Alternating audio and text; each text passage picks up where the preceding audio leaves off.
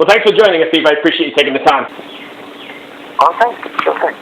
So we can just jump right into it. When you were working on this book, was it strange going through all those old memories? Yes, it is. Yeah.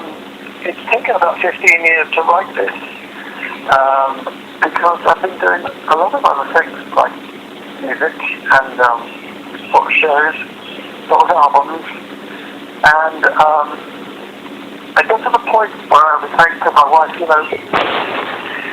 maybe a paragraph a day will be the way to go forward. And of course it never worked out like that. Whenever you think you're going to work to minimum. So it got crammed into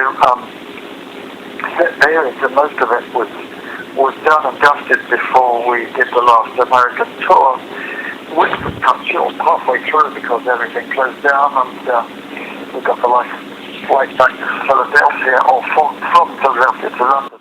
Right. But it's taken quite a long time, and going through those memories it's a major commitment doing that.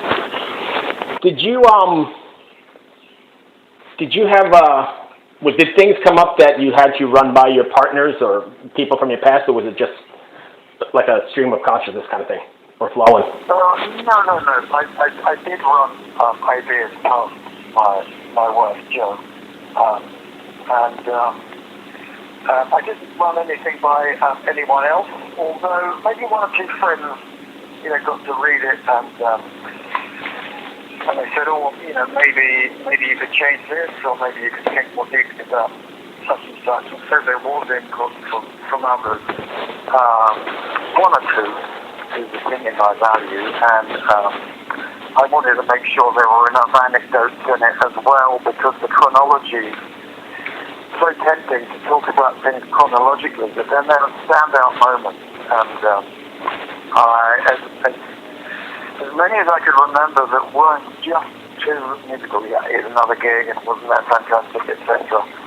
I didn't want to have a yawning audience, so I guess the things that were important to me were said in this book. Do you have any moments when you're writing the book that kind of brought you to tears, or even brought you to extreme happiness? Well, I probably talked about those moments in the book.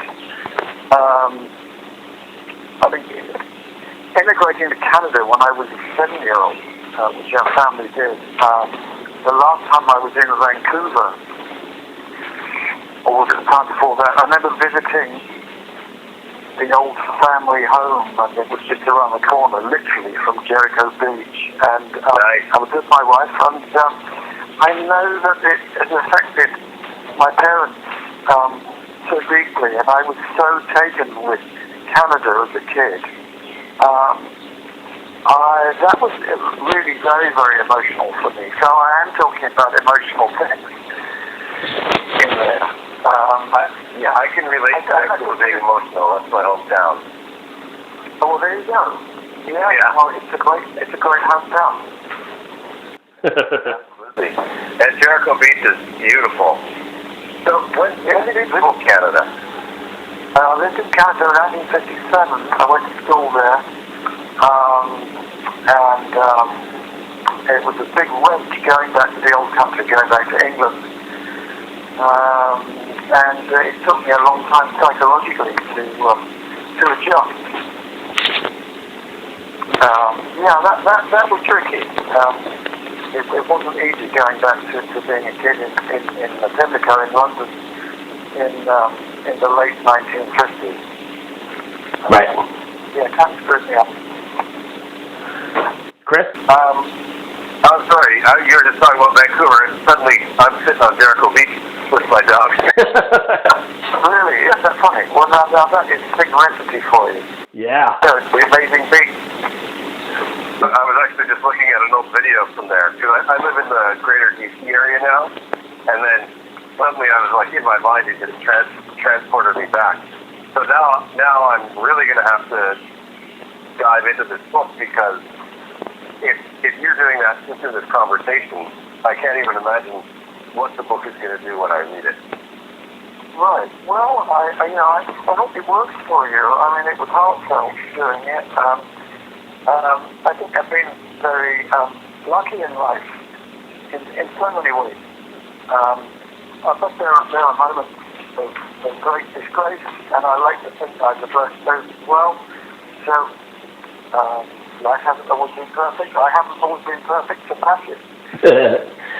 But it's, yeah, I'll get another.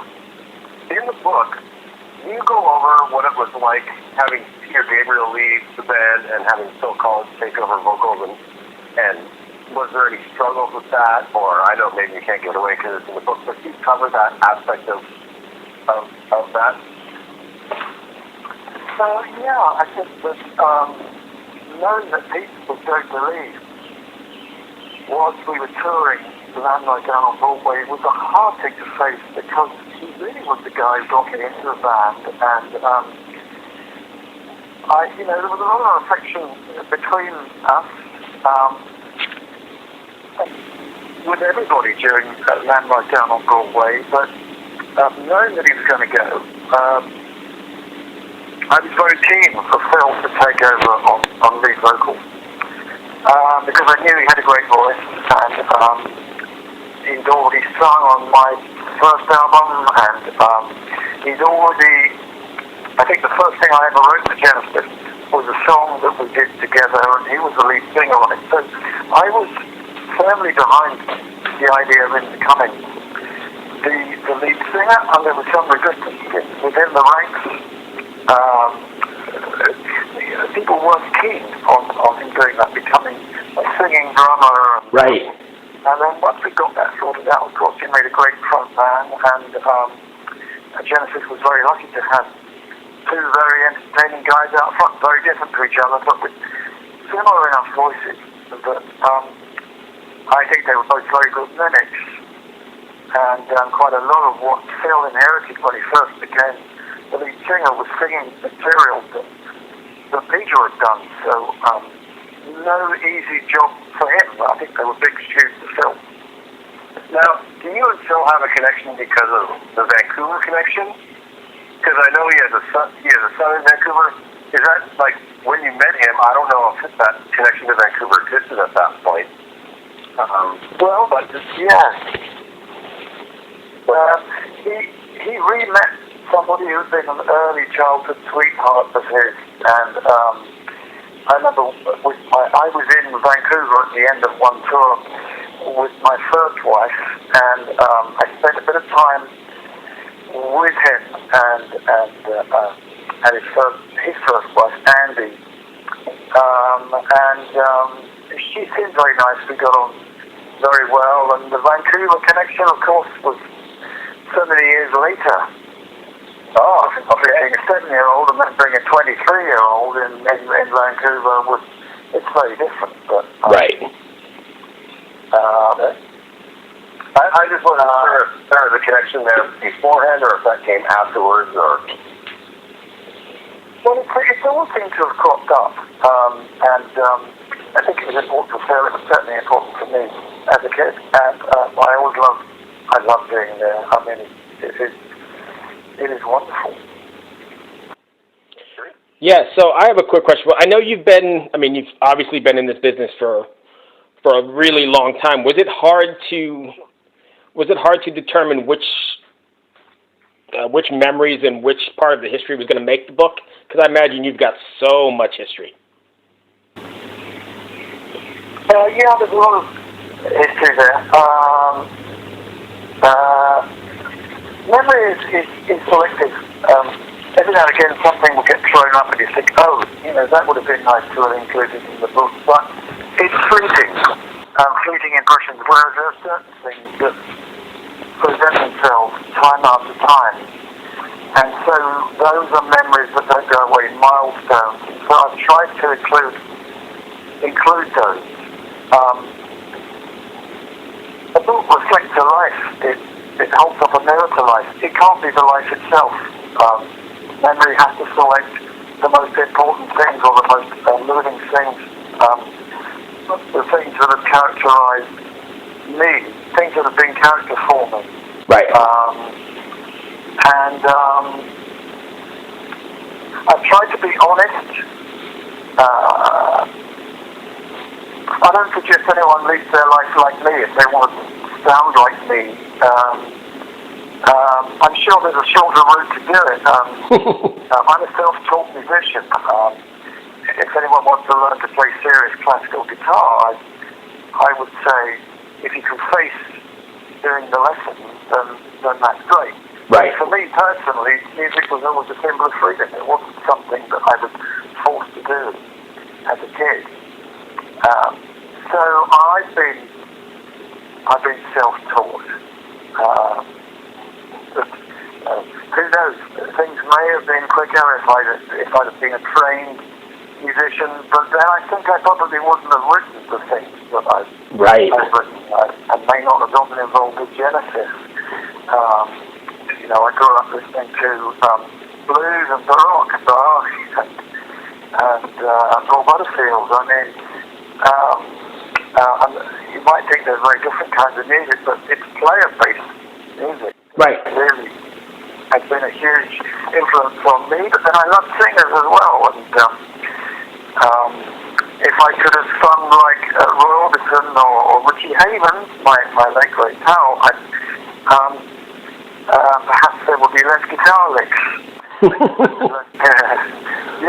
Maybe the guitar playing might have been a tad more rudimentary, and the voice would have taken over. I do envy singers for that. But I'm pleased with the way life's worked out for me. I've been a cross between all sorts of things, lots of different kinds of music. Oh yeah. Did you ever imagine you'd still be doing this so many years later? No, I did, but I funnily enough, when I was inducted into the Rock and Roll Hall of Fame with most of the other guys in Genesis, I gave a short speech, and I said I noticed that two great guitarists passed at the age of 94. One was Andres Segovia, and the other one was Les Paul. And of course, I'm still playing Les Paul's guitar. Right. Met Les Paul, didn't meet Andres Segovia, but saw him in concert once, and the fact that they were both gigging up to the last minute